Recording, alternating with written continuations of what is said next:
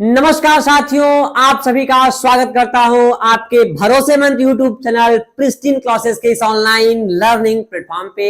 मैं आपका मेंटर अखिलेश्वर ओझा। यहां पर हम आप लोगों को हिंदी फॉर कम्युनिकेशन, संचार के लिए हिंदी, जिसको हिंदी में बोलते हैं, यहां पर उसके प्रीवियस ईयर क्वेश्चन पेपर 2024 को हम लोग अच्छे से डिस्कस करने वाले हैं।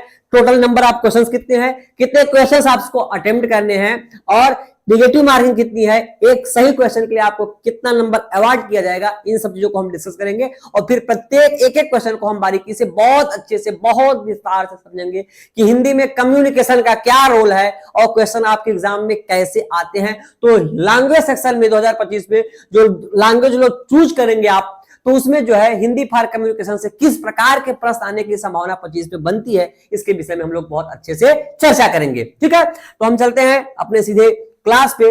देखिए, टोटल नंबर ऑफ क्वेश्चंस जो होते हैं साथियों, टोटल नंबर्स ऑफ क्वेश्चंस जो होते हैं वो हमारे होते हैं 23 क्वेश्चन। टोटल नंबर जो होते हैं वो 23 होते हैं। आपको अटेम्प्ट करने होते हैं केवल 20 क्वेश्चंस। एक सही क्वेश्चन के लिए आपको, गलत सही जवाब देने के लिए आपको 4 नंबर अवार्ड किया जाता है, 4 नंबर दिया जाता है, जबकि गलत उत्तर के लिए आपसे आपका 1 नंबर जो है डिडक्ट कर लिया जाता है। ये आपको पहले से पता होगा, कम से कम आपको 20 लेक्चर मिल चुके होंगे यूट्यूब पे, हमारे प्रिस्टीन क्लासेस की यूट्यूब चैनल पर, जो कि सभी मेंटर्स आपको ये चीज को समझाते हैं। ठीक है, अब हम चलते हैं अपने सीधे क्वेश्चंस पे। क्वेश्चंस पे जाने से पहले हमारा देखिए, बार बार मैं आपको बता रहा हूं कि अगर आपको अपनी सीट सुनिश्चित करनी है और आपको एक सीक्वेंशियल ऑर्डर में एक विधिवत तैयारी करनी है, तो हमारे ITP BA BEd, integrated teacher eligibility programme BA BEd, integrated teacher eligibility programme BSc BEd और integrated teacher eligibility programme BCom BEd, इन तीनों कोर्सेज में जुड़ के आप जिसके लिए भी इंटरेस्टेड हैं, जिसकी भी आप तैयारी करना चाहते हैं, जिसमें भी आप एडमिशन लेना चाहते हैं, तो इन सभी कोर्सेज में जुड़ के आप अपनी तैयारी को कर सकते हैं। हमारी कोर्स की फीस 3500 रुपए रखी गई है। जल्द ही हमारे कोर्स में जो है हमारे स्टूडेंट जितने भी 50 होने वाले हैं, जब भी हमारे 50 स्टूडेंट्स एनरोल हो जाते हैं, हम अपने कोर्स को फीस को बढ़ा के 3500 कर देंगे। लेकिन अभी वर्तमान प्रेजेंट टाइम में 30% का हम लोग फेस्टिवल ऑफ मान के चलिए लगाए हैं, जिसमें आपको 2400, 2500, 2449 रुपए में आपको कोर्स मिल सकता है। कोर्स लेने के लिए, किसी भी क्वेरी के लिए आप इस नंबर पे कॉल करके सारी इंफॉर्मेशन कॉल या व्हाट्सएप करके ले सकते हैं। पेमेंट हमारा जो है ऐप के माध्यम से होगा। नो रिफंड पॉलिसी हो, किसी प्रकार की रिफंड पॉलिसी नहीं है। आप कोर्स को लेने से पहले अच्छे तरीके से सब टर्म कंडीशन को देख ले, यूट्यूब के वीडियो देख ले, बात कर ले, सोच समझ के तब कोर्स को परचेज करें। लेकिन हमारा ये कहना है कि अगर कोर्स को आप इनरोल होते हैं तो आपका एडमिशन होना कंफर्म है। मेहनत करेंगे तो आईआईटी, एनआईटी, आरआईई और ड्यू जैसे हमारे भारत के टॉप विश्वविद्यालयों में आपका एडमिशन होना सुनिश्चित है। और साउथ में भी बहुत अच्छे अच्छे हमारे यूनिवर्सिटीज हैं। ठीक है, अच्छा, हम चलते हैं अब अपने सीधे क्वेश्चंस पे आते हैं। नीचे देखिए, यहां पर दिया गया है एक बहुत अच्छा सा पैसेज जो है फिलॉसफी से रिलेटेड दिया गया है, दर्शन से संबंधित बहुत ही अच्छा पैसेज है, बोध गम्यता का मतलब पैसेज है, जो आपके माइंड के थिंकिंग पावर को यहां पे चेक कर लेगा। तो नीचे दिए गए गद्यांश के आधार पर प्रश्न का उत्तर दीजिए। भारतीय दर्शन सिखाता है, क्या सिखाता है? देखिए, यहीं पे मैं क्वेश्चन को पढ़ रहा हूं और पैसेज को, और यहीं से हमारा 4 क्वेश्चन है इस पैसेज से, चारों उत्तर यहीं से मैं निकाल लूंगा। भारतीय दर्शन सिखाता है कि जीवन एक आशय है। आप पेन पे नहीं जाएंगे, पेन का कलर पे आपको समझ में आएगा। भारतीय दर्शन सिखाता है कि जीवन का एक आशय है और एक लक्ष्य है। जीवन का क्या है? एक ही आशय है और एक ही लक्ष्य है। जीवन का क्या है? एक ही आशय है और एक ही लक्ष्य है। उस आशय की खोज हमारा दायित्व है और अंत में उस लक्ष्य को प्राप्त कर लेना हमारा विशेषाधिकार है। जहां पर डबल अंडरलाइन कर रहे हैं, वहीं से मान लीजिए कि उत्तर निकलने की प्रबल संभावना है। इस प्रकार दर्शन जो कि आशय को उद्घाटित करने की कोशिश करता है और जहां तक उसे इसमें सफलता मिलती है, वह इस लक्ष्य तक अग्रसर होने की प्रक्रिया है। बिल्कुल सही बात। कुल मिलाकर आखिर यह लक्ष्य क्या है? इस अर्थ में यथार्थ की प्राप्ति वह है, मतलब इसमें क्या होती है? यथार्थ की प्राप्ति वह है जिसे पा लेना केवल जानना नहीं है। मतलब यथार्थ की प्राप्ति वह है जिसे पा लेना, मतलब जिसको पा लेना केवल हमारा लक्ष्य नहीं है, उसको जानना बहुत जरूरी है। मतलब उसको जानना नहीं है, केवल पा लेना है, बल्कि उसी का अंश हो जाना है। इस प्रकार उपलब्धि में बाधा क्या है? कई बाधाएं हैं हमारी उपलब्धि में, कई बाधाएं आती है। क्या है? पर इनमें प्रमुख है अज्ञान। अगर हम अज्ञान हैं तो हमारी बाधाएं आती रहेंगी, उपलब्धियां हासिल होने में हमको कठिनाइयों का सामना करना पड़ेगा। देखिए, मैं आपको समझा दिया। यहां से क्या है, अशिक्षित आत्मा नहीं है, यहां तक कि यथार्थ संसार भी नहीं है, यहां तक कि यथार्थ संसार भी नहीं है, यह दर्शन है, यह दर्शन ही है। क्या है? दर्शन। यह दर्शन ही है, उसे शिक्षित करता है और अपनी शिक्षा से उसे अज्ञान से मुक्ति देता है। दर्शन मतलब क्या होता है? फिलॉसफी हमको एक जीने की कला सिखाता है। सब व्यक्ति की अलग अलग फिलॉसफी होती है। मैं जो है एक फिलॉसफी का स्टूडेंट रहा हूं और मुझे फिलॉसफी कैसे सीखनी है मैं आपको यहां पे इस पैसेज के माध्यम से बताता हूं। फिलॉसफी सबकी अलग अलग हो सकती है। हमको हमारे समाज में रहने, पढ़ने, लिखने, खाने, बोलने और हमारे जीवन का कौशल विकास और हमारा जो सराउंडिंग है उसमें हमको कैसे पेश आना है, ये भी हमारी फिलॉसफी सिखाती है। फिलॉसफी को हिंदी में हम लोग दर्शन शास्त्र बोलते हैं। ठीक है, तो प्रमुख है अज्ञान, अशिक्षित आत्मा नहीं है, जहां तक यथार्थ संसार भी नहीं है, यह दर्शन ही है जो उसे शिक्षित करता है और अपनी शिक्षा से उसे अज्ञान से मुक्ति दिलाता है। अर्थात जो यथार्थ दर्शन नहीं होने देता, इस प्रकार एक दार्शनिक होना बौद्धिक अनुगमन करना नहीं है। मतलब एक दार्शनिक हो जाना ये मतलब नहीं है कि आपका उसका बौद्धिक अनुगमन करना इसका लक्ष्य नहीं होता है, बल्कि एक शक्तिप्रद अनुशासन पर चलना होता है। मतलब आप अच्छे इंसान बन गए, बड़े इंसान बन गए, उसका बहुत बड़ी बड़कई और बहुत बड़प्पन की बात नहीं है। आप कितना डिसिप्लिन और कितना अनुशासन मैनर में है, ये उससे ज्यादा जरूरी है। बड़े पैसे हैं, बड़े आदमी वाले हैं, अनुशासन में नहीं है, आपके उस पैसे की, आपके उस बड़प्पन की, आपके उस बड़े पद की, ओहदे की कोई मतलब नहीं है। ओके, अनुशासन पर चलना है, क्योंकि सत्य की खोज में लगे हुए सही दार्शनिक, देखिए यहीं से हो गया सत्य की खोज में। देखिए पूरा जो है इंडियन फिलॉसफी की बात हो रही है। देखिए ऐसा निकल गया कि क्योंकि सत्य की खोज में लगे हुए सही दार्शनिक को अपने जीवन को इस प्रकार आचरित करना पड़ता है ताकि उस यथार्थ से एकाकार हो जाए जिससे वह खोज रहा है। वास्तव में वही जीवन का एकमात्र सही मार्ग है। क्या सही जीवन का सही एक मार्ग है? कि यथार्थ को एकाकार हो जाए और जिसे वह खोज रहा है वास्तव में वही उसका एकमात्र सही मार्ग अगर प्राप्त हो जाता है, इंसान को अपना सही मार्ग मिल जाता है तो, और दार्शनिकों को इसका पालन करना होता है। किसको? फिलोसफिकल पॉइंट ऑफ व्यू से बात करते हैं तो फिलोसफर को इसका पालन करना होता है। और दार्शनिक ही नहीं बल्कि सभी मनुष्यों के दायित्व का निर्वाह, दायित्व के और उसके निर्वाह एक ही होते हैं। मतलब सभी मनुष्यों का एक ही दायित्व होता है कि अपने सत्मार्ग में चलो, अपने सही कार्यों को करो, समाज में एक अच्छे अपना स्थिति बनाओ, अच्छे पोजीशन के साथ साथ सामाजिक और शिष्टाचार में रहकर संस्कार में रहना, ये बहुत जरूरी होता है। तो क्वेश्चन यहाँ पे पूछ रहा है, जब आप पूरे पैसेज को बहुत ध्यान से पढ़ेंगे तो आप समझ जाएंगे कि इस गद्यांश का उचित शीर्षक क्या है। जीवन का दर्शन है। देखिए सब कुछ मिलता हुआ इससे लग रहा है कि सब कुछ जो है इससे मिलजुल रहा है, लेकिन नहीं। हमारा जो पूरा कथन है, पद्यांश गद्यांश है, ये हमारे भारतीय दर्शन की बात करता है, मतलब इंडियन फिलॉसफी की बात करता है, जीवन के दर्शन की बात नहीं, क्योंकि जीवन दर्शन के बारे में बताया गया है किसमें? भारतीय दर्शन के अंदर। तो दार्शनिकता की बात नहीं की गई, सत्य की खोज तो कहीं है ही नहीं, तो भारतीय दर्शन इसका सही जवाब होगा। क्वेश्चन नंबर पहले में ऑप्शन नंबर 4 को मैंने लॉक कर दिया, पैसेज में पूरा भारतीय दर्शन की बात की गई है। ठीक है, चलते हैं नेक्स्ट पूरा पैसेज आपका वही है कि भारतीय दर्शन सिखाता है कि जीवन का एकमात्र आशय है। जीवन का एकमात्र उद्देश्य क्या है? पहले ही लाइन को आप पढ़ेंगे कि जीवन का हमारा जो एकमात्र उद्देश्य है वो क्या है। जीवन का हमारा जो एकमात्र उद्देश्य है वो है अज्ञान से हम लोग मुक्त हो जाएं, हम अज्ञान से दूर चले जाएं, अज्ञान से मुक्ति पा जाएं। एक शक्तिपद और अनुशासन पर चलना बिल्कुल नहीं, बौद्धिक अनुगमन करना ये तो है नहीं, ये तो है नहीं है। अब शक्तिप्रद अनुशासन पर चलेंगे कैसे? जब हम शिक्षित होंगे तब तो मतलब अज्ञान से जब मुक्ति पाएंगे तब तो शिक्षित होंगे। तो क्वेश्चन नंबर 2 पर ऑप्शन नंबर 4 को हमने लॉक किया और यही आपका जो है पैसेज में बिल्कुल दिया है कि अशिक्षित आत्मा नहीं होती है। कई बाधाएं, इसमें प्रमुख मेरा क्या होता है? अज्ञान से मुक्त, मतलब अज्ञानता मतलब क्या होता है कि अज्ञानता से जब मुक्त हो जाएंगे तभी हमारा जीवन का एकमात्र उद्देश्य की प्राप्ति और सन्मार्ग की प्राप्ति होगी, जब हम अज्ञानता से दूर हो जाएंगे। तो ऑप्शन नंबर 2 को मैंने लॉक किया और पैसेज के माध्यम से समझा भी दिया कि देखिए पैसेज में दिया हुआ है, समझ में आ गया। हम लोग चलते हैं क्वेश्चन नंबर 3 पे। क्वेश्चन नंबर 3 पे है कि लक्ष्य प्राप्त करने में प्रमुख बाधा क्या है। अगर हम लोग लक्ष्य को प्राप्त करना चाहते हैं तो उसमें सबसे प्रमुख बाधा क्या आती है? देखिए पैसेज में ही दिया हुआ है, लक्ष्य प्राप्त करने में जो हमारी प्रमुख बाधा है वो क्या है? हमारे पास, अगर हम अज्ञानता में हैं, हमारे पास ज्ञान का कमी है, मतलब ज्ञान का अभाव है। सेकेंड क्वेश्चन से ही रिलेट होता हुआ क्वेश्चन है। तो मतलब सेकेंड क्वेश्चन नंबर थर्ड में क्या है, यथार्थ दर्शन और अनुशासनहीनता, अशिक्षित होना। अशिक्षित कब जब होंगे, जब हमारे पास ज्ञान का अभाव होगा।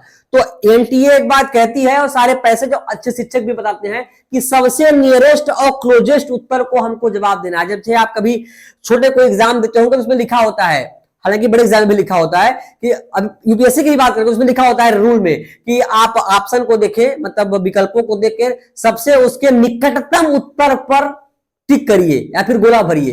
तो निकटतम की बात करेंगे तो लक्ष्य प्राप्त करने में प्रमुख बाधा जो है वो हमारा ज्ञान का अभाव है। क्या है, ज्ञान का अभाव। समझ में आ गया। तो ऑप्शन नंबर 3 जो होगा ये सही जवाब होगा, जो कि यहां पर लिखा है कि उपलब्धि में बाधा जो होता है, कई बाधाएं हैं, इनमें हमारा प्रमुख जो है अज्ञान है। तो अज्ञान को हाईलाइट कर मतलब ज्ञान का अभाव। ठीक है।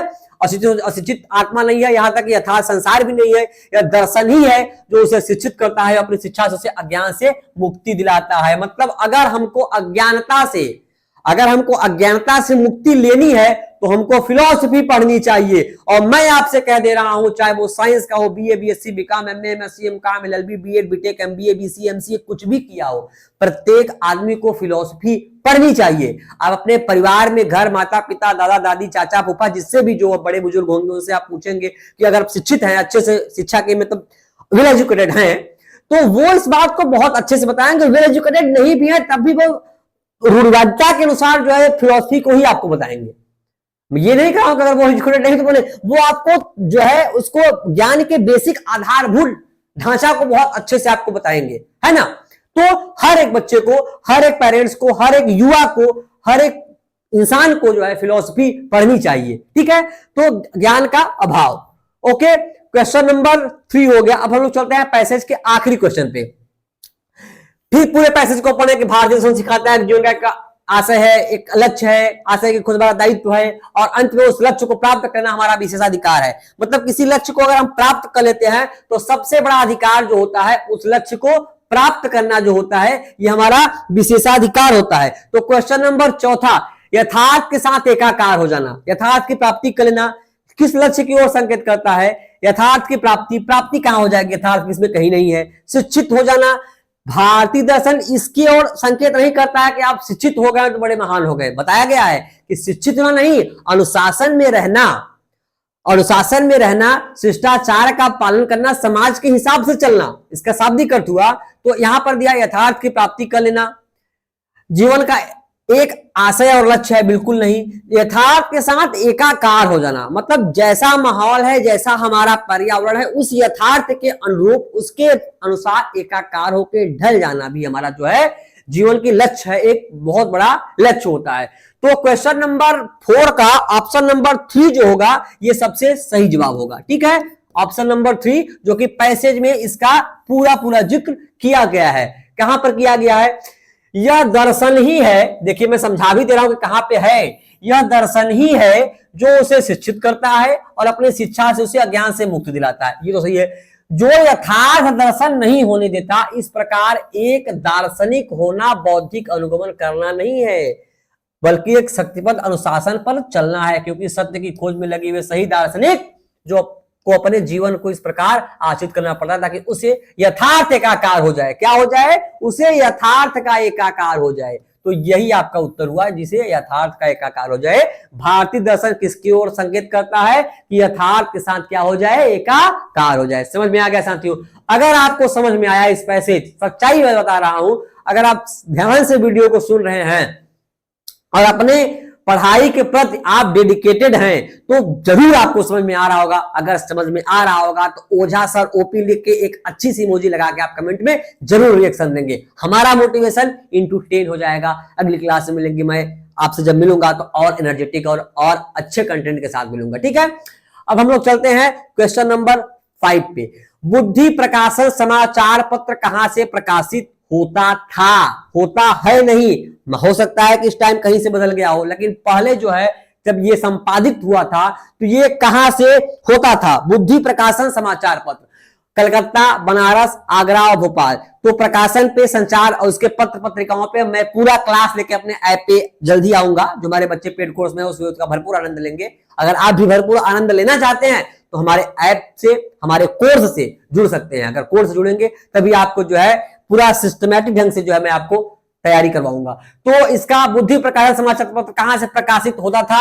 ये होता था प्रकाशन आगरा से। Agra is the right answer. Agra जो है ये इसका सही जवाब है। ठीक है, आगरा जो है ये सही जवाब है। कलकत्ता, बनारस और भोपाल नहीं, आगरा जो है इसका सही जवाब है, क्योंकि ये पहले यहीं से प्रकाशित हुआ था, पहले यहीं से होता था। ठीक है, क्वेश्चन नंबर 6। क्वेश्चन नंबर 6 देखिए, सूची दिया है। मैं पहले ही बताया था जब हिंदी साहित्य में आपको पढ़ाया था, तो मैं आपको बताया था कि नेशनल टेस्टिंग एजेंसी जो है, राष्ट्रीय परीक्षा एजेंसी, असरसन रीजन के क्वेश्चंस को पूछना, पैसेज के क्वेश्चन को पूछना, मैच द कॉलम के प्रश्न को पूछना इसकी पहली प्राथमिकता होती है। अच्छा, अब देखिए देखिए ये क्वेश्चन तो वही स्टूडेंट कर पाएगा जिसको कोई अगर एक भी उसे याद होगा कि नवयुग या जनसत्ता या राष्ट्रदूत या सन्मार्ग जो है कब प्रकाशित हुआ था। ठीक है, तो क्वेश्चन नंबर 6वां हमको मान लीजिए एक पता है कि जनसत्ता जो है ये 1983 में हुआ था। तो बी का पहला, देखिए एक से मिल भी गया, बी का पहला 1983 में, बी का पहला। तो हम ये भी जानते हैं सी का चौथा नवयुग 1951 में हुआ था। तो ए का चौथा, अब बी का पहला ए का चौथा, बी का पहला ए का दूसरा होगा भाई 1983, 53 नहीं होगा 83 होगा। ठीक है, ए का दूसरा 1932 और राष्ट्रदूत 1983, बी का पहला। ठीक है, देखिए यहीं से ऑप्शन आपका मिल गया कि ए का दूसरा और बी का पहला। अब ए का दूसरा बी का पहला देखिए कहां पे है, यहां नहीं है कटकुट, यहां नहीं है कटकुट, यहां नहीं है कटकुट। आपका यहीं से ऑप्शन क्लियर हो गया कि क्वेश्चन नंबर 6वां का ऑप्शन नंबर 3 जो होगा वो सही जवाब होगा। अब हम आगे भी देख लेते हैं। सी का चौथा बिल्कुल, जनसत्ता 1951, 15 अगस्त 1947, मतलब उसके बाद जनसत्ता है तो 1951, ये है 1947 के बाद जो भी है तो 83 और 51 हुआ। तो ये पहले ही हमारा मैच हो चुका है राष्ट्रदूत के लिए। हमारा एक और बचता है सन्मार्ग। सन्मार्ग मतलब सही मार्ग में चलने के लिए जो समाचार पत्रिका प्रकाशित हुई थी वो किस वर्ष हुई थी? 1943, मतलब डी का तीसरा।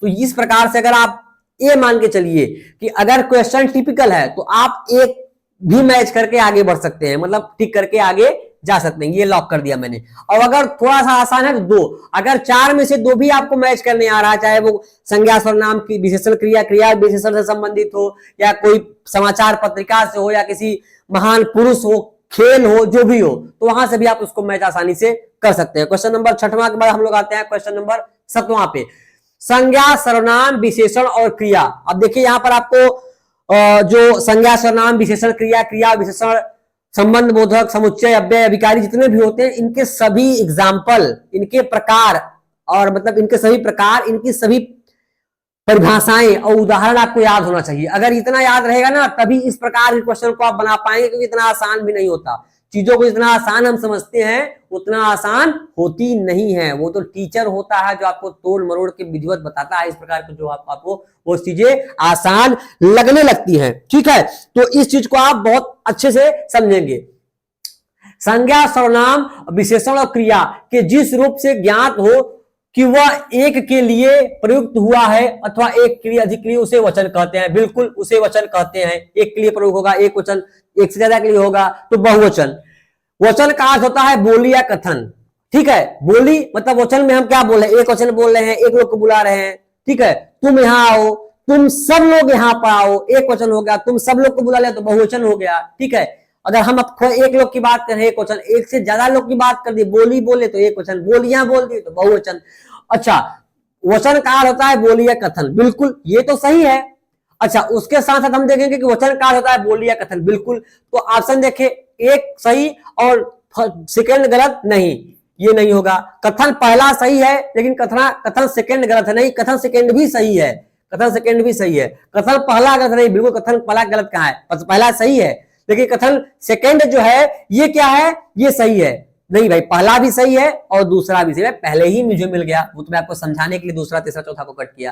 तो इस प्रकार से आप क्वेश्चन को हिट एंड ट्रायल मेथड लगा के, मतलब हटा के, आपको ये अगर पता होगा कि नहीं ये तो पक्का है कि पहला तो होगा कि संज्ञा सर्वनाम विशेषण क्रिया के जिस रूप से ज्ञात होता है उसके लिए प्रयुक्त, उसके लिए हम लोग वचन कहते हैं। अगर ये आपको पता है, देखिए पहले कहां पहला सही दिया है, ये गलत दे दिया, ये गलत, तो 2 ऑलरेडी कट गया। अब 2 में आप खेल जाइए, खेल मतलब दिमाग लगा लीजिए कि नहीं नहीं, अब हम असर्शन रीजन कथन पूछ रहा है तो कथन में जो दिया होता है उसके हिसाब से चलते हैं, लेकिन असर्शन में जो दिया होता है उसको मान के चलेंगे बिल्कुल कि अगर ये दिया है तो वो होता है। अगर कह दिया कि मानते हैं प्रभाकर चोर है तो प्रभाकर को चोर ही मानेंगे, अपना वहां पे कोई दिमाग नहीं लगाएंगे, नहीं प्रभाकर तो बहुत बड़ा साहू है, बहुत बड़ा तेजस्वी, बड़ा बड़ा मेधावी है ना, बिल्कुल नहीं, प्रभाकर बिल्कुल चोर है, तो ये मानते हैं। ये आपको रामबाण बताएं की पॉइंट, इसको ध्यान दीजिएगा, कथन में जो दिया था उसके हिसाब से चलते हैं, मतलब सही चीज के हिसाब से चलते हैं।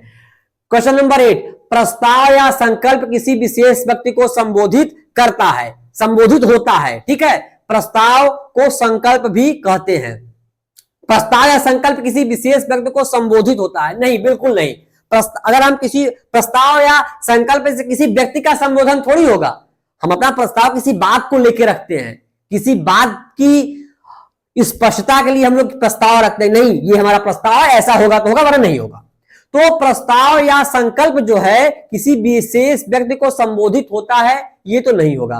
प्रस्ताव को संकल्प भी कहते हैं, हमने ये प्रस्ताव ले लिया या फिर हमने ये संकल्प ले लिया कि ये चीज होना ही चाहिए, तो मतलब ये सही होगा, ठीक है। तो पहला असत्य है लेकिन कथन सेकंड सत्य है, तो ये गलत, ये गलत, ये गलत, ये आपका जो है ये सही जवाब होगा, ठीक है। हमारे स्टूडेंट्स, हमारे साथियों, अगर आपको मजा आ रहा है तो क्वेश्चन को आप क्वेश्चन से एंजॉय लीजिए और वीडियो को शेयर कीजिए, लाइक कीजिए, शेयर कीजिए, कमेंट कीजिए, हमें बहुत अच्छा लगेगा। हमारा सबसे बड़ा हथियार हमारे स्टूडेंट्स हैं।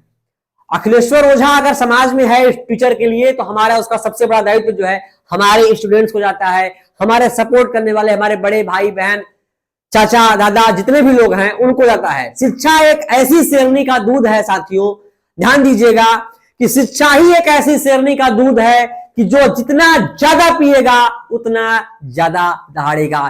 तो शिक्षा नामक शेरनी का दूध एकदम अच्छे से पीजिए, एकदम अच्छे से पीजिए, जितना ही आप पिएंगे समाज में आप उतना ही खड़े होकर दहाड़ेंगे। अगर मजा आ रहा होगा तो हमारे लिए एक लाइक और एक थंब जरूर कमेंट में मिलना चाहिए, ठीक है। क्वेश्चन नंबर 9, संयुक्त वाक्यों को जोड़ने के लिए अर्ध विराम प्रयुक्त होता है।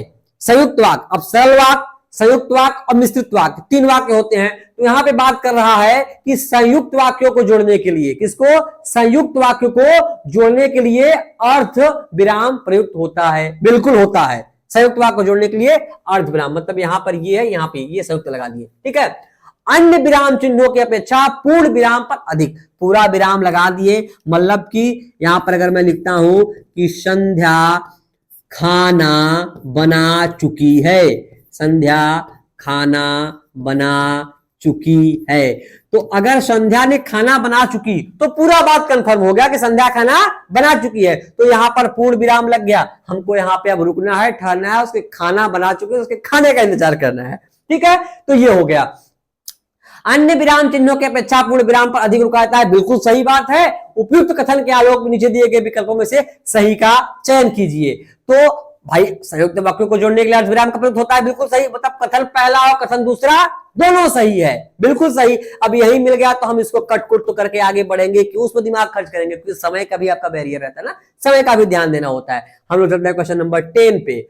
निम्नलिखित में पुल्लिंग शब्द नहीं है, पुल्लिंग शब्द नहीं है, खेल गया आपसे एग्जामिनर, फिर यहाँ पे मतलब एनटीए बाबा ने खेल गए आपसे, एनटीए जी ने खेला यहाँ पे पुल्लिंग। अब निमंत्रण पत्र अगर हम देते हैं, ठीक है, तो ये पुल्लिंग शब्द है। आमंत्रण भी पुल्लिंग शब्द है, आपको निमंत्रण दे रहे हैं, आमंत्रण दे रहे हैं, बुला रहे हैं, आपको जो है प्रेषित कर रहे हैं।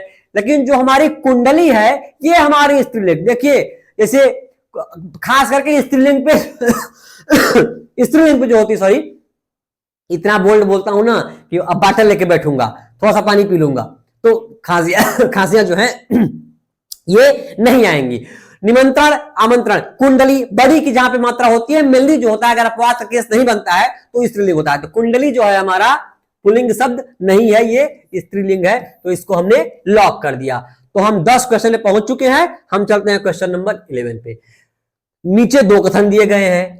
पहला है संज्ञा किसी वस्तु के नाम को कहते हैं और वस्तु या तो पुरुष जाति की होगी या तो स्त्री जाति की, बिल्कुल वस्तु जो होगी वो तो पुरुष जाति होगी या स्त्री, बिल्कुल है। उसके बाद प्रत्येक संज्ञा या तो पुल्लिंग होगी या स्त्रीलिंग। प्रत्येक संज्ञा जो होगी वो या तो पुल्लिंग होगी संज्ञा या तो स्त्रीलिंग। बिल्कुल, कथन पहला भी सही है और कथन दूसरा भी सही है। संज्ञा किसी व्यक्ति वस्तु या स्थान के नाम को संज्ञा कहते हैं। व्यक्तिवाचक भी होता है, किसी विशेष व्यक्ति वस्तु स्थान के नाम को व्यक्तिवाचक संज्ञा। तो संज्ञा किसी वस्तु के नाम को तो कहते हैं, वस्तु या तो पुरुष हो या स्त्री हो। बिल्कुल हो जाएगी, कथन पहला मेरा बिल्कुल सही है। प्रत्येक संज्ञा या तो पुल्लिंग होगी या स्त्रीलिंग होगी, बिल्कुल हो सकती है। तो हमारा कथन पहला और कथन दूसरा दोनों सही है। अगर पहले में है हम ऑप्शन को पा जाते हैं तो काहे हम चौथे तीसरा दूसरा पहला आपको घुमाएं, बिल्कुल नहीं। इस तुम्हारा जो है सही जवाब होगा। ठीक है, ये क्वेश्चन नंबर 11 के बाद क्वेश्चन नंबर 12 पे चलते हैं। बहुत ही कॉम्प्लिकेटेड और बहुत ही शानदार क्वेश्चन है कि कार्यालय आदेश का प्रारूप सीधा साधा होता है। जैसे हम लोग कोई कार्यालय में किसी अधिकारी को या किसी को जो है जब लेटर प्रस्तुत करते हैं तो वो बिल्कुल सीधा साधा होता है, बिल्कुल सही। उसके बाद इसे सरल और स्पष्ट शब्दों में, देखिए ये बताया जाता है जब आप पत्र लेखन, निबंध लेखन या अनुच्छेद लेखन कहते हैं तो ये आपको समझाया जाता है, आपको बताया जाता है कि जो भी आप पत्र लेखन करें वो सीधा साधा और सटीक बात लिखें। घुमा फिरा के पत्र लेखन किसी अधिकारी को, प्रधानमंत्री को, मुख्यमंत्री को या बड़े पोस्ट पर ना भेजें, किसी राजपत्रित अधिकारी को, वो सीधा साधा होता है। ठीक है, तो कार्यालय आदेश का प्रारूप सीधा साधा होता है, इसे सरल और स्पष्ट शब्दों में लिखा जाता है। बिल्कुल, तो क्यों हम ज्यादा घूमे फिरे, कथन फर्स्ट और कथन सेकंड जो है ये यहाँ पर दोनों सही है। कथन फर्स्ट और कथन सेकंड दोनों असत्य है, ये तो गलत हो गया। ये भी गलत, कथन फर्स्ट सत्य है लेकिन कथन सेकंड असत्य है, ये भी गलत हो गया। कथन फर्स्ट असत्य है लेकिन कथन सेकंड सत्य है, नहीं भाई, दोनों सत्य है। सीधा साधा और स्पष्ट लिखा जाता है, तो मतलब ऑप्शन नंबर फर्स्ट को हमने लॉक कर दिया। ज्यादातर क्वेश्चन का जवाब जो है कथन दोनों सही ही आ रहा है, तो ये हमारे एनटीए का एक प्रकार का गेम है। ठीक है, लेकिन आप इसमें नहीं जाएंगे, आप अपने अभिकथन को, निष्कर्ष को या फिर कथन का दोनों प्रारूप जो कथन फर्स्ट और कथन सेकंड है दोनों को अच्छे से समझेंगे, सोचेंगे, तब जवाब देंगे। ठीक है, बिना कथन को पढ़े दोनों आप बिल्कुल भी जवाब नहीं दे सकते हैं। अगर आप ऐसा करेंगे तो कहीं ना कहीं आप -1 में जा रहे हैं। ठीक है, हम लोग चलते हैं क्वेश्चन नंबर 13 पे। क्वेश्चन नंबर 13 पे चलते हैं। नीचे दो कथन दिए गए हैं, तुम्हारा कोट जो है वो अच्छा है। यहां कोट पुल्लिंग शब्द है, बिल्कुल कोट जो है ये हमारा पुल्लिंग शब्द है, कोटी थोड़ी दिया है, कोट दिया है। मैं बताया ना कि स्त्रीलिंग के लिए बड़ी की मात्रा का प्रयोग सामान्यतः ज्यादा होता है, तो कोट पुल्लिंग शब्द है। आपकी नाक कट गई है, यहां नाक स्त्रीलिंग शब्द है, यहां नाक जो है ये स्त्रीलिंग शब्द है। तो यहां पे क्या है, नाक कट गई है स्त्रीलिंग है, तो नाक हमारा स्त्रीलिंग हुआ, लेकिन कोट जो है ये हमारा पुल्लिंग शब्द हुआ। और हम ऑप्शन पे आते हैं, कथन फर्स्ट और कथन सेकंड दोनों गलत है। कहां गलत है भाई, पहला तो सही है, ये तो कट हो गए। कथन फर्स्ट सही है लेकिन कथन सेकंड गलत है। कथन सेकंड भी गलत नहीं है, कथन सेकंड भी हमारा सही है क्योंकि वो स्त्रीलिंग होता है। तो हम यहीं से पकड़ लिए कथन फर्स्ट और कथन सेकंड दोनों सही है, बिल्कुल। अब ये भी हमारा हो गया असत्य, मतलब ये भी हो गया गलत। तो क्वेश्चन नंबर 13 का ऑप्शन नंबर फर्स्ट जो है ये हमारा सही जवाब होता है। अब हम लोग चलते हैं क्वेश्चन नंबर 14 पे। देखिए, क्वेश्चन नंबर 40 करने से पहले आपको कारक और कारक चिन्ह और कारक के जितने भी होते हैं प्रारूप वो पता होना चाहिए। जैसे क्या, कर्ता ने, कर्म को, करण से के द्वारा, संप्रदान के लिए को, हमको तो याद है। अपादान से अलग होना, अधिकरण में भो पर होता है, अधिकरण में पर, संबोधन है भोरे। तो यहां पर दिया है अधिकरण, कर्ता ने, कर्ता ने, देखिए यहीं से पकड़ में आ गया कर्ता ने, बिल्कुल। अब देखिए भाई कि सी का चौथा कहां पे है, यहीं से सारा गेम खेल गए हम। क्या आपने खेला? अगर नहीं खेला तो ओझा सर के साथ हमारे ऐप से जुड़िए, हमारे कोर्स से जुड़िए, हम भी आपको खेला खेलने सिखा देंगे कि कैसे क्वेश्चन को इलिमिनेट किया जाता है, कैसे हिट एंड ट्रायल मेथड का प्रयोग किया जाता है। आप यकीनन इस पर विश्वास कीजिए, हम आपके लिए नए चेहरे होंगे, लेकिन हम आपको इस हिसाब से खेल खेलना सिखाएंगे। जैसे मैंने बताया ना कि शिक्षा उस शेरनी का दूध है कि जो जितना ज्यादा पिएगा उतना ज्यादा दहाड़ेगा। यहीं से गेम खेल गया साथियों, एक ऑप्शन से खेल गया, एक ऑप्शन से, केवल एक ऑप्शन से, केवल एक ऑप्शन से खेल गया, ऑप्शन को निकाल के बैठ गया। पहले का दूसरा मारिए सीधा, पहले का दूसरा, अधिकरण से द्वारा, अधिकरण से द्वारा, ठीक है, में पर, अधिकरण में पर, बताया ना, कर्ता ने कर्म को, करण से के द्वारा, संप्रदान के लिए को, अधिकरण में पय पर भो, अधिकरण। तो यहां पर ए का हो गया दूसरा, बी का होगा अपादान से अलग होना, मतलब अपादान से अलग होना मतलब चिड़िया पंछी जो है पेड़ से अलग हो गई, तब यहां पर होगा अपादान से अलग होना। अगर कहीं पर वो है वहां से हट के अलग जगह पे हो गया, जैसे रोहित छत से गिर गया, मतलब रोहित था छत पे लेकिन छत से अलग हो गया, गिर के जमीन पे आ गया, तो अपादान से अलग होना, मतलब पृथक मतलब होता है अलग होना। तो यहां पर अपादान से अलग होना। मजा आ रहा है कि नहीं? अगर मजा आ रहा है तो हमारे कमेंट में जरूर आप जो है आप रिएक्शन देंगे, बहुत मजा आने वाला है। तो कर्ता ने कर्म को करण से के द्वारा, संप्रदान के लिए को, अपादान से अलग होना मतलब से पृथक होना आ गया। मतलब बी का पहला, भाई बी का पहला है ना, तो मैं तो पहले ही मार चुका हूं, केवल कर्ता ने देख के मैं मार दिया था। मजा आ रहा है? तो ये हमारा हो गया ऑप्शन नंबर फर्स्ट। हम लोग करते हैं क्वेश्चन नंबर 15 पे। नीचे दो कथन दिए गए हैं।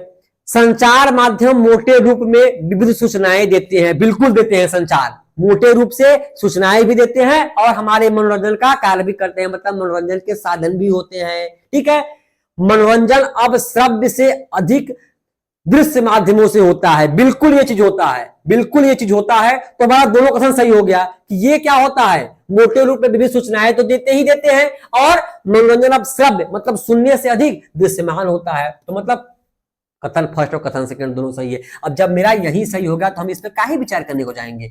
ये तो तब विचार करना होता है जब हमारा पहला ऑप्शन ना मिले या बहुत घुमाया फिराया रहे। तो घुमाया फिराया नहीं है तो काहे को हमको घूमना। ठीक है, क्वेश्चन नंबर 16 पे चलते हैं सीधा। क्वेश्चन नंबर 60 जो दिया है रेडियो का, आप देखिए ये क्वेश्चन जो है बहुत इंपॉर्टेंट है। इस प्रकार के क्वेश्चन एनटीए बहुत पूछता है। मैं आपको हिंदी साहित्य वाले क्लास ही बताया था, हिंदी फॉर कम्युनिकेशन वाले में जो है भरसक बता रहा हूं। क्वेश्चन नंबर 16 को आपको सन को देखिए पढ़ना पड़ेगा, याद करना पड़ेगा। पीवाईक्यू देख लेंगे, वहां से भी हो जाएगा। और हम आपको बहुत सारे जो है जहां पर क्वेश्चन बनने की संभावना होगी वो भी मैं आपको बताऊंगा। तो यहां पर क्वेश्चन नंबर 16 है कि रेडियो का प्रथम प्रसारण केंद्र, ध्यान दीजिएगा, अमेरिका के ईस्ट पिट्सबर्ग में कब खुला? ईस्ट पिट्सबर्ग में। अब आप जो है गूगल बाबा पे ध्यान नहीं देंगे, अगर आप ऑथेंटिक सोर्स में जाएंगे इसके तो वहां पे आपको मिलेगा 1920 और हमारे एनटीए बाबा ने भी इसको 1920 ही माना है। तो रेडियो का प्रथम प्रसारण केंद्र अमेरिका के ईस्ट पिट्सबर्ग में हुआ था, खुला था 1920 में। बस 1920 को आप टिक करेंगे और आगे बढ़ जाएंगे। ठीक है, 1906 अगर दिया था तो उस पर विचार करते क्या वहां पे पहले खुले का प्रकाशन हुआ था, लेकिन खुला नहीं था। 1920 में यहां खुला, तो 1906 दिया नहीं है, तो 1920 पे करके हम आगे बढ़ेंगे। क्वेश्चन नंबर 16 के बाद क्वेश्चन नंबर 17 पे चलते हैं। निम्नलिखित में से स्त्रीलिंग शब्द नहीं है। अंश एक लड़के का नाम होता है, अंश ऑलरेडी पुल्लिंग होता है, तो ये पुल्लिंग है। आशा, निशा, आज्ञा, अवज्ञा जो होती है सब स्त्रियां होती हैं। तो सीधा अंश को मार के हम लोग आगे बढ़ जाएंगे, ज्यादा जो है यहाँ पर चुचलेबाजी नहीं करने वाले हैं। जो क्वेश्चन सीधा है वहां पे मैं क्यों टेढ़ा हो जाऊं। ओके, ये हमारा पुल्लिंग है। यहाँ पर पूछा स्त्रीलिंग शब्द नहीं है, ध्यान दीजिएगा, जहां पर नहीं आ जाए वहां पे ध्यान देने वाली बात होती है। कौन स्त्रीलिंग नहीं है? तो अंश जो है ये स्त्रीलिंग नहीं है, तो क्या है? पुल्लिंग है। ऑलरेडी आपको मजा आ रहा होगा इस चीज को सुन के कि नहीं जहां पे आता है वहां पे कैसे खेलना है।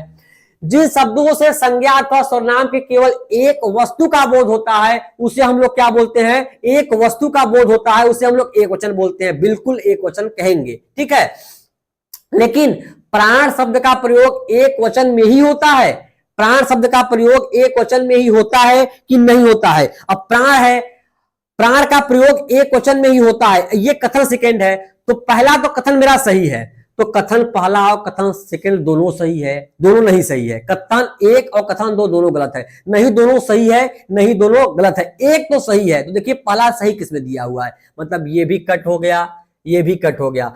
कथन फर्स्ट जो है ये सही है और लेकिन कथन सेकंड जो है ये गलत है। तो ऑप्शन नंबर 3 हमारा, देखिए एक अगर आप पकड़ लिए तो ऑलरेडी आप दूसरा वाला कर ले गए। इसलिए मैं कहता हूं कि अगर आप क्वेश्चन के कथन और निष्कर्ष या फिर कथन फर्स्ट और कथन सेकंड दोनों को पढ़ेंगे तो आराम से आप क्वेश्चन को निकाल ले जाएंगे। अच्छा, जहां पर नहीं दिया हुआ है वहां पर थोड़ा सा और ध्यान देना पड़ता है। तो हम लोग चलते हैं क्वेश्चन नंबर 18 के बाद क्वेश्चन नंबर 19 पे। हम लोग चलते हैं क्वेश्चन नंबर 80 के बाद क्वेश्चन नंबर 19 पे। 19 दिया हुआ है कि गैर सरकारी पत्र व्यवहार को सामाजिक पत्राचार कहते हैं, पहला कथन। सेकंड दिया हुआ है कि एक अच्छे सामाजिक पत्र में, तो गैर सरकारी पत्र व्यवहार को सामाजिक पत्राचार कहते हैं, ये बात सही है। सामाजिक पत्र जो होता है और ये सीधा साधा सुव्यवस्थित स्पष्ट रूप से लिखा गया होता है। मैंने बताया कि अधिकारियों को, कर्मचारियों को बड़े अधिकारियों को प्रधानमंत्री मुख्यमंत्री के पत्र लिखने का जो पत्र है वो टू द पॉइंट लिखा जाता है। उसमें बहुत सारे अपने घर परिवार की बात को,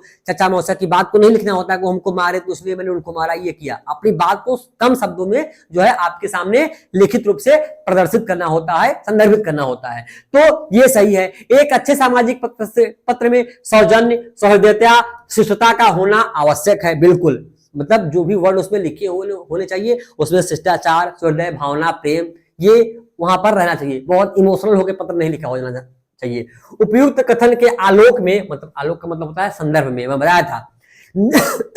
नीचे दिए गए विकल्पों में सही उत्तर दीजिए। तो क्वेश्चन नंबर 19 में जो है बिल्कुल दोनों सही हो गया।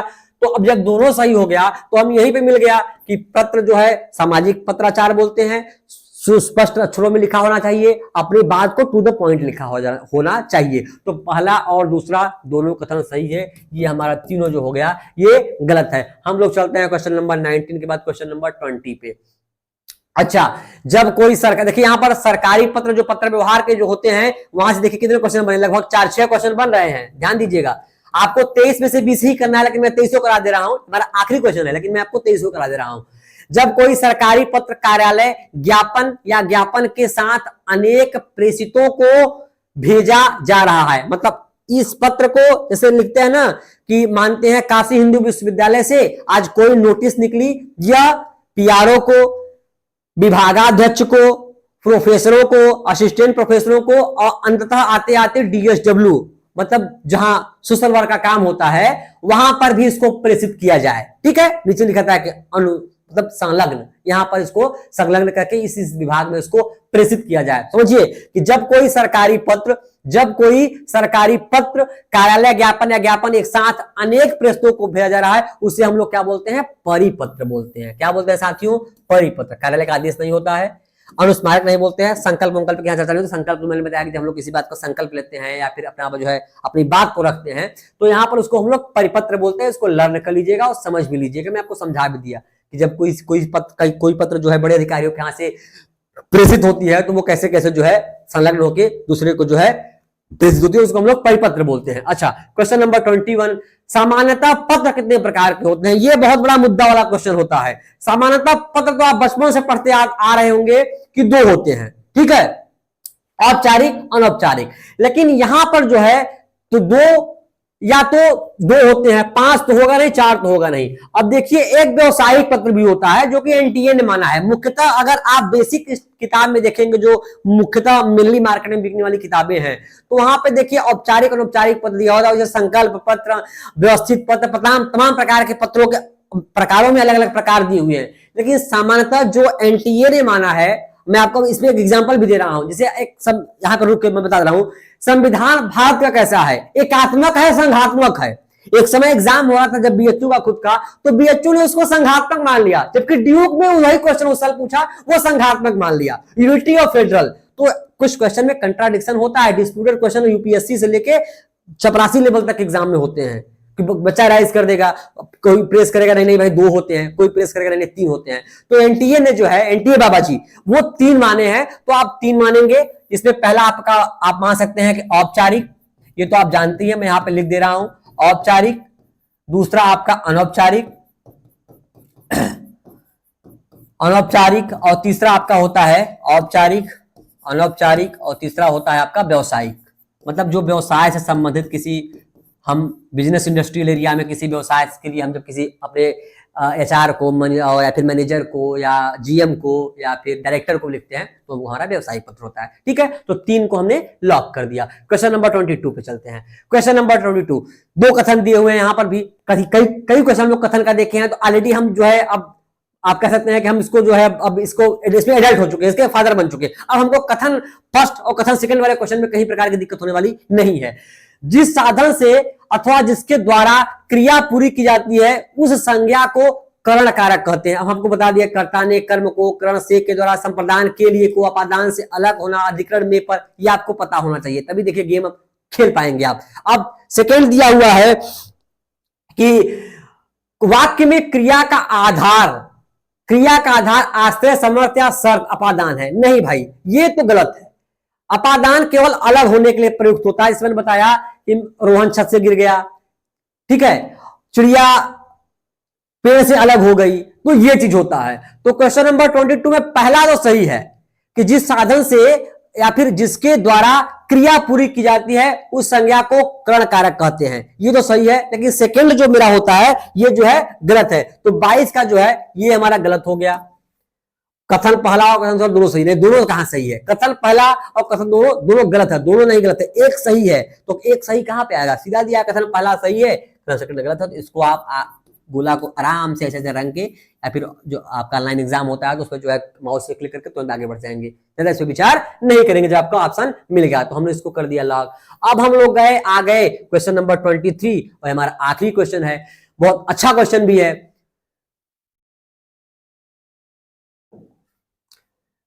क्वेश्चन नंबर 23 है कि जिस साधन से अथवा जिसके द्वारा क्रिया पूरी की जाती है उस संज्ञा को करण कारक कहते हैं। वाक्य में क्रिया का आधार मतलब अब संज्ञा, सर्वनाम, विशेषण, क्रिया, क्रिया विशेषण, संबंध बोधक, समुच्चय बोधक या अव्यय, ये आपको अच्छे से पता होना चाहिए। मैं आपको पहले ही बता दिया कि ये तो पता ही होना चाहिए, इसके साथ साथ इनकी परिभाषा और इनके एग्जाम्पल आपको पता होना चाहिए। क्योंकि जो भी क्वेश्चन अब कर्ता कारक क्या होता है ये थोड़ी पूछेगा। कर्ता ने मतलब उसका जो कारक चिन्ह होता है वो ने होता है, ठीक है। कर्म को, करण, जैसे मैं खाना को खा रहा हूं, गेंद को खेल रहा हूं, तो जिसका आप कर्म कर रहे हैं मतलब आपके द्वारा कोई कार्य किया जा रहा है। तो यहां पर क्या होगा?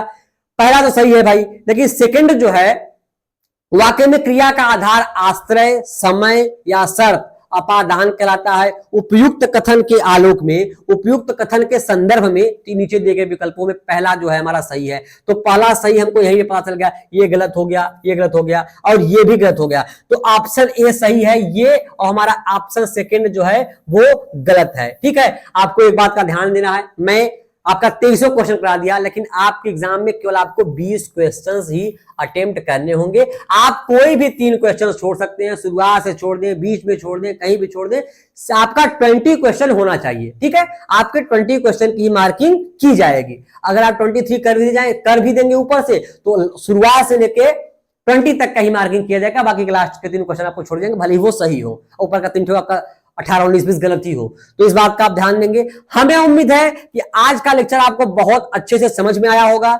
2024 के एक एक क्वेश्चन को मैं आपको भरपूर तरीके से, अच्छे तरीके से समझाने का प्रयास किया।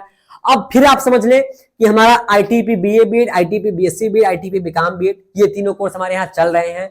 इसमें डोमेन की अगर तैयारी नहीं करके आप केवल जनरल तैयारी कर रहे हैं, उसके लिए भी आप इस नंबर पर कॉल करके आप जनरल टेस्ट, टीचिंग एप्टीट्यूड में जो है जो पोर्शन है उसकी भी तैयारी आप जो है अच्छे से कर सकते हैं। उसकी फीस कुछ कम है, उसकी भी हम लोग जल्दी यूट्यूब पे आके रिवील करेंगे। ऐप पे हमारे है, ऐप पे अगर आप जाएंगे तो वो आपको मिल जाएगा, तो वहां से आप जाके कोर्स को परचेज कर सकते हैं। कोर्स की फीस 3500 अभी भी नहीं है, अभी भी हमारा 30% ऑफ चल रहा है। कोर्स की फीस जो है 2449 रुपए ही है। जल्द ही हमारी कोर्स की फीस बढ़ जाएगी। जल्दी से जल्दी आप हमारे कोर्स में एनरोल होकर अपनी तैयारी को एक नई उड़ान दे सकते हैं, ठीक है। आप इस नंबर पे कॉल कर सकते हैं, प्रिस्टाइल क्लासेस के ऐप को डाउनलोड कर सकते हैं। उसी के माध्यम से आप हमारी फीस को भी जो है अपने पास मतलब फीस को पे कर सकते हैं, ठीक है। तो आज की वीडियो में बस इतना ही। हम मिलते हैं आपसे नेक्स्ट वीडियो में, नेक्स्ट क्लास में। तब तक के लिए बहुत बहुत धन्यवाद। खुश रहिए, मस्त रहिए, पढ़ते रहिए। बहुत बहुत धन्यवाद बच्चों।